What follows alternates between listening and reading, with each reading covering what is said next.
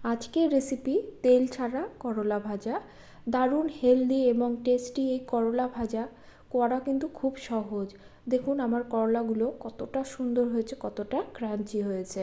রেসিপিটি শুরু করার আগে একটি অনুরোধ করব, ভিডিওটি ভালো লাগলে লাইক কমেন্ট করবেন এবং সাবস্ক্রাইব করে পাশে থাকবেন।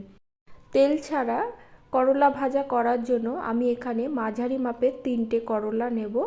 করলাগুলো প্রথমে কিন্তু ভালো করে ধুয়ে তারপরে একটু শুকিয়ে নেব। এবার একটু আড়াআড়িভাবে কেটে নেব। আমি এখানে 2জন লোকের মাপ অনুসারে করলা নিয়েছি, আপনারা আপনাদের লোক সংখ্যা অনুসারে করলাগুলো কম বেশি করে নেবেন। এবার একটি পাত্রে জল নেব, তাতে দিয়ে দেব নুন এবং হলুদ। এবার সব করলা এর মধ্যে আমি 7 থেকে 10 মিনিটের মতো ভিজিয়ে রাখবো। এতে করলার তেতো ভাবটা কম হয়, তবে যারা তেতো খেতে পছন্দ করেন তারা এই স্টেপটা স্কিপ করবেন। এবার একটি থালে নিয়ে নেব 2 চামচের মতো বেসন, আর নিয়ে নেব 2 চামচ চালের গুঁড়ো, গরম মশলার গুঁড়ো, জিরে গুঁড়ো, ধনে গুঁড়ো, ঝালের জন্য দিয়ে দেব ঝাল লঙ্কার গুঁড়ো। এছাড়াও অল্প পরিমাণে আমি গোলমরিচের গুঁড়ো ব্যবহার করেছি। আর ভাজাটা একটু চটপটা করার জন্য 2 চামচের মতো আমচুর পাউডার যোগ করেছি। আমচুর পাউডার না থাকলে আপনারা চাট মশলাও ব্যবহার করতে পারেন। কালারের জন্য দিয়ে দেব হলুদ এবং স্বাদ অনুসারে দিয়ে দেব নুন। সব উপকরণ দিয়ে ভালো করে মিশিয়ে নেব। যেহেতু তেল ছাড়া করলা ভাজা হচ্ছে, একটু স্পাইসি না হলে করলা ভাজাগুলো খেতে কিন্তু ভালো লাগবে না। যে করলাগুলো আমি ভিজিয়ে রেখেছিলাম সবগুলো করলা জল থেকে আমি চেপে তুলে নেব। এবার বেসন চালের গুঁড়োর মিশ্রণে আমি সবগুলো করলা দিয়ে দেব। একটা একটা করে করলা ভালো করে এই বেসন আর চালের গুঁড়োর মিশ্রণের সঙ্গে আমি কোট করে নেব।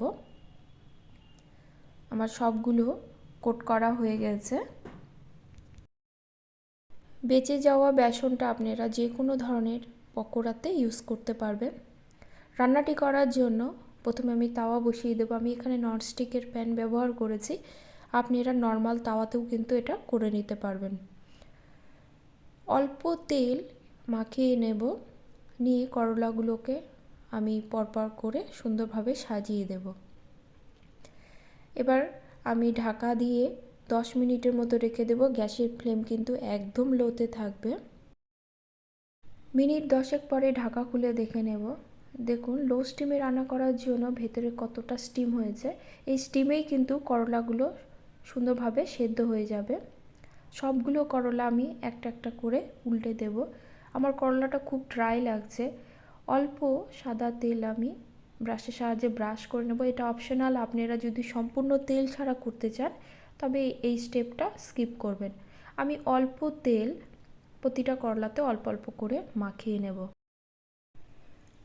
তেলটা মাখানো হয়ে গেলে আমি ঢাকা দিয়ে অপর পিঠটি রান্না করার জন্য রেখে দেব। 10 মিনিট পরে ঢাকা খুলে দেখে নেব। দেখুন সবগুলো করলা কিন্তু কালার পাল্টে গেছে এবং কতটা ক্রাঞ্চি হয়েছে। একবার নেড়ে নিলেই এই করলা ভাজা রেডি। তেল ছাড়া কত সহজে এত সুস্বাদু করলা ভাজা আপনারা তৈরি করে নিতে পারবেন। রেসিপিটি ভালো লাগলে বাড়িতে তৈরি করার অনুরোধ রইল এবং কমেন্টে কিন্তু আমাকে অবশ্যই জানাবেন। আমার করলা ভাজাগুলো দেখুন কতটা ক্রাঞ্চি হয়েছে, দেখতেও কিন্তু খুব সুন্দর হয়েছে। আমি পাত্রে ঢেলে নিয়ে আপনাদের দেখিয়ে দিচ্ছি, দেখুন কতটা ক্রাঞ্চি হয়েছে। আজ তাহলে এ পর্যন্তই, দেখা হবে পরে কোনো রেসিপি নিয়ে। সকলে ভালো থাকবেন। ধন্যবাদ সকলকে।